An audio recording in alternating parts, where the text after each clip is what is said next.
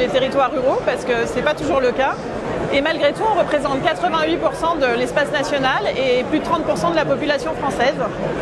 Et j'ai trouvé que c'était très éclairant sur ces résultats, car cela remet un peu en question parfois certains a priori qu'on peut avoir sur les populations en milieu rural qui seraient peut-être les moins bons élèves de la transition écologique, et on voit que ce n'est pas le cas, parce que sur le premier pilier de la transition, qui est celui de la sobriété, eh bien, les ruraux sont les meilleurs.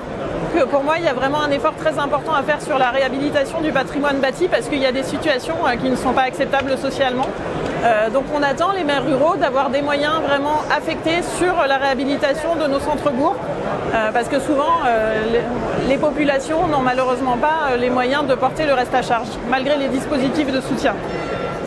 Je retiens qu'il y a deux préoccupations principales pour les Français des territoires ruraux aujourd'hui, c'est le commerce de proximité et la maîtrise énergétique.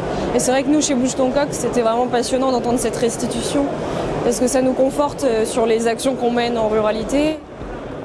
Alors nous, Bouge ton Coq, on a la volonté vraiment de remettre les services de proximité dans les villages et d'adresser tout un panel de problématiques qui sont prégnantes dans les territoires ruraux. Aujourd'hui, on en adresse deux. On adresse le commerce de proximité. C'est pour ça que je disais que c'était intéressant de voir que les Français sont à 80 et quelques % préoccupés par le commerce de proximité, mais aussi la santé.